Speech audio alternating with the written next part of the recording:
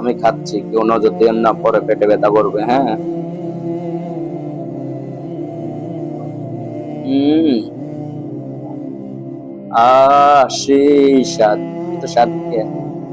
রাত তখন 11:30 বাজে। সবাই গিয়ে শুয়ে পড়লাম ঘুমাবো। শোয়ার 10 মিনিট পর কারেন্ট চলে যায়। গরম আর ভালো লাগতেছিল না, ভাবলাম একটু ঘুরে আসি।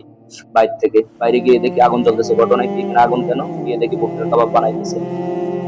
তারপর বাম দিকে তাকিয়ে দেখি লাইট জ্বলতেছে। ওমা, গিয়ে দেখি, কাছে গিয়ে দেখি ঠেলা ভর্তি আম। মিশিংয়ে আম কুচাইতেছে বল ভর্তি। যে ছেলেটা কুচাইতেছে তার নাম হচ্ছে খুরশেদ। খুরশেদকে জিজ্ঞেস করলাম আম কোথা থেকে নিয়ে আসলা। বললো যে আমাদের বাড়ি থেকে আমের কমতি আছে কিনা। নিচে তাকিয়ে দেখি যে মরিচ, লবণ, চিনি, দুধ, তারপরে তেঁতুলের চাটনি সব একসাথে।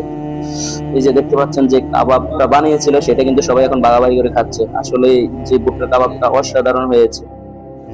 তারপর আমাদের আবু সাইদ ভাইয়ের হাতে সবকিছু রেডি করে তুলে দেওয়া হলো।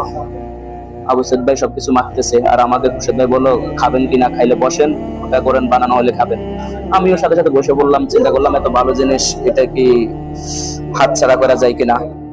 ভাবলাম মজার জিনিস, এটা তো খাওয়াই যায়। পরে মাখামাখি শুরু হলো। আমি মোবাইলে ভিডিও শুরু করলাম, ভিডিও করতেছি করতেছি মাখতেছি। আবু সাইদ ভাই একটু মুখে দিয়ে বললো যা সেই স্বাদ, স্বাদ কেন। করে খাচ্ছে, এইভাবে ভিডিও করতেছি, আমি একটু নিয়ে মুখে দিলাম। তারপরে সবাই ভিডিও করতেছি, ভিডিও করতে করতে দেখি যে বলের অর্ধেক কমে গেছে গা। এ দেখতে পাচ্ছেন যে আবু সাইদ ভাই মুখে দিছে, এখন যে স্বাদ হয়েছে সেটা বলতেছে সেই স্বাদ। পরে এক পর্যায়ে দেখি সবাই একটু একটু করে নিচ্ছে, আর আমি ভিডিওতে ব্যস্ত। একটু করে নিচের দিকে তাকিয়ে দেখি পুরো বলটা খালি হয়ে গিয়েছে। আমি কই ঘটনা কি, এটা কি? ওই চুলগুলো ছাড়া আর কিছু নাই আমার জন্য আর রইলো না। আমি তো অবাক, আই এম তো অবাক। অবাক হবো না কেন? এই পুরো বল ভর্তি দেখছি যে বানানি যে আমের বত্তা, কিন্তু আমার নেই।